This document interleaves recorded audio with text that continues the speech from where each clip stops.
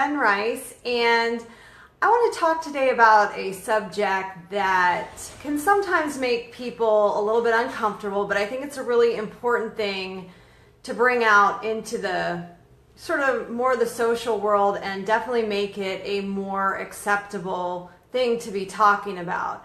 I was reading an interesting article.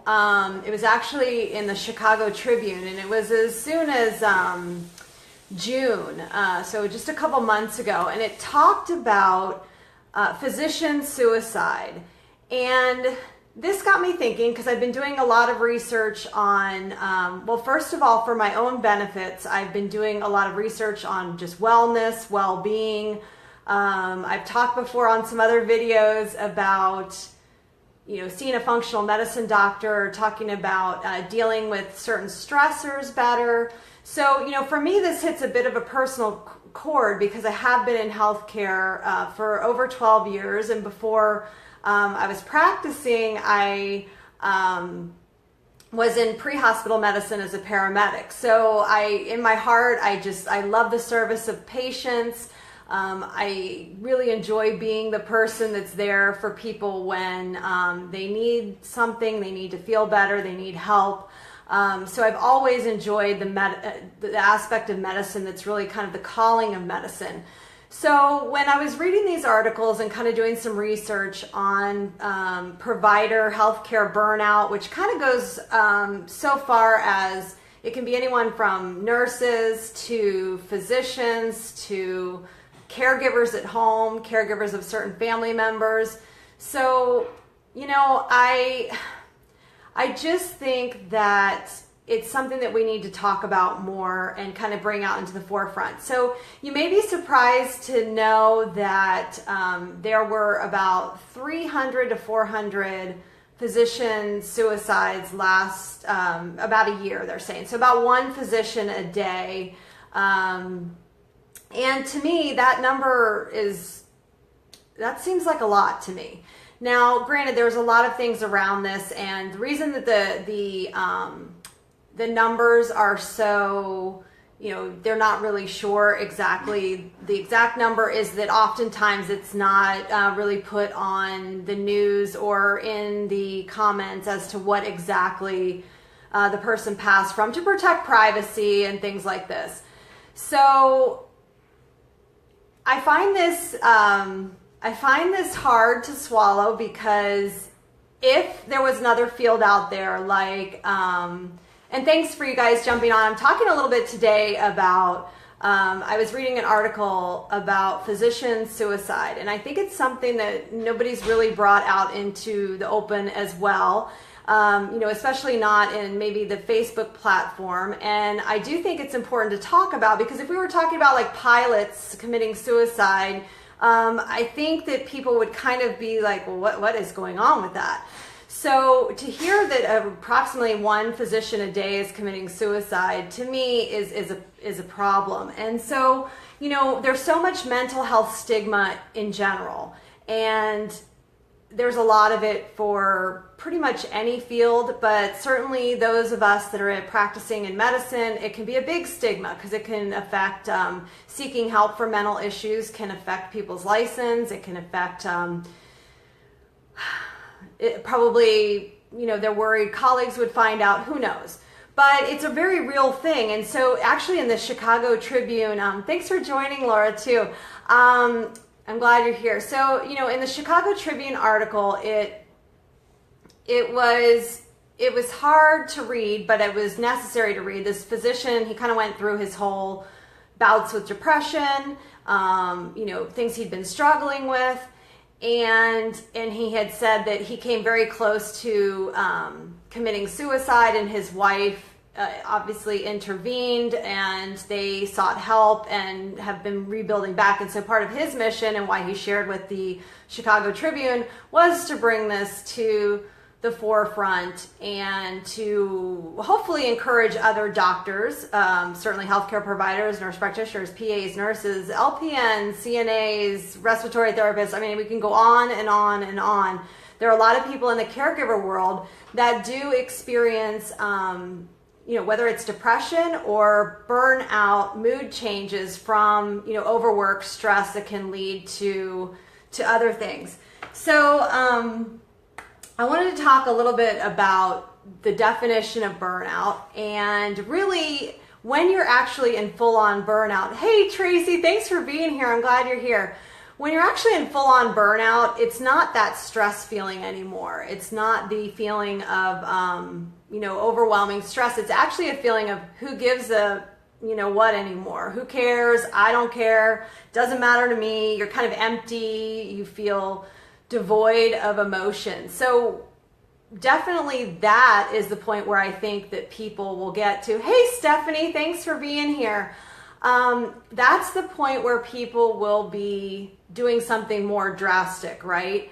So how do we get to the part before that part, which would be prevention? So the best treatment for any sort of mood change, depression, feelings of, just overwhelming dread is some kind of treatment. And what can that treatment be? Well, okay, I didn't run the stats on how many people are on medicines for mood. I mean, it's probably a lot. And I don't think I know that there's other ways that we can help this. I know diet, some of my friends are in companies that help people with diets to help with mood. I really believe that my diet changed. So for me, with my health issue, which is on the mend, and I am feeling great. And not only have I lost a lot of weight, but the diet has affected my mood. And so I wonder if certain changes dietary-wise can help people as well. I'm sure there's a ton of literature on this, which is probably another video. But also another thing that I really believe has saved me in so many ways has been my business that I run outside of my clinical practice, because it was a new project. It gives me a totally different outlet of conversations. It allows me to do different things than I do on a normal daily basis. My responsibility is certainly different, although I do feel like I'm still perhaps caring for people. Yeah, Tracy, exactly. Exercise is key. That was another thing that we're talking about. Exercise, sleeping well, and eating well can be big things for mood. And so, do I think the answer is that everybody leaves medicine and goes and eats bonbons on the couch forever? No, I definitely don't feel that way, but it's startling to me that we would have such a high suicide rate that nobody's even really talking about. If it's 300 to 400 physicians a year, and those are physicians, so they're not even counting, everyone else in the healthcare field. To me, one a day, that's just a lot any way you look at it, right? This is just in the United States, And like I said, it could be much more, and a lot of authors, yeah, thanks, Tracy. A lot of the writers of these articles are saying that it could be much more because, like I said, when someone passes away who is a pillar of the community or has a certain, there's a lot of, they're not going to write everything out and let it be public knowledge just for privacy. And again, the stigma around mental health. So we have so many people that aren't even seeking treatment for fear of sort of being ousted, or it reminds me of like these olden times, which it would seem like we should be so much further ahead now, right? And not still stuck here. But I think if we can open the dialogue and allow people to feel like, like I was using as a reference earlier, I don't know if you caught it, but like they were saying in the article, if you heard that a pilot a day was committing suicide, you'd be like, do I want to get on this plane?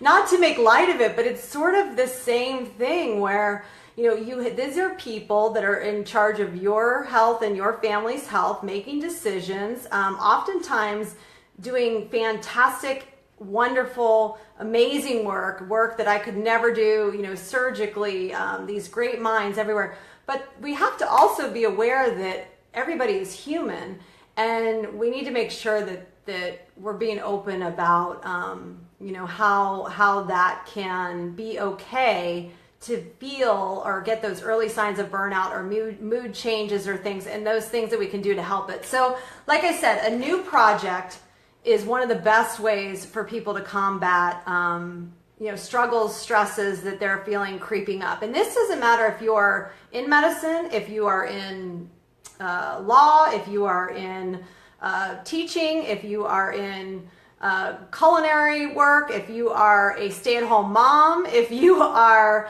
a caregiver of someone. I mean, these full-time caregivers, because I see a lot of patients who are taking care of their spouse who is now up in their 80s, and we actually have this rise of adult daycare centers here in Southwest Florida because there's a lot of homebound folks, and of course then their spouse stays home. So that again is a whole other topic, but my point is finding another project that you can get into will help to oftentimes sort of distract and allow you to get that feeling and passion back that maybe is lacking a bit for whatever reason in your current situation.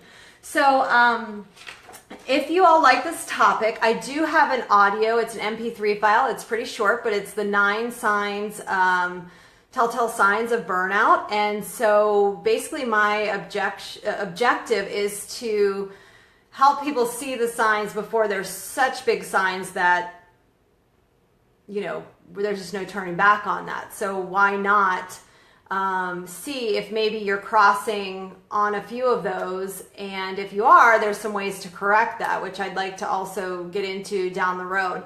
But if you'd like to, my website is Jenn Rice International. I so appreciate you guys jumping on and watching. Thanks for being here. And I appreciate your comments. And if you like my content, like I said, if you want to hop over to the website, you can, there's a free MP3 download on Burnout. And I hope you guys have a great rest of today. Take care.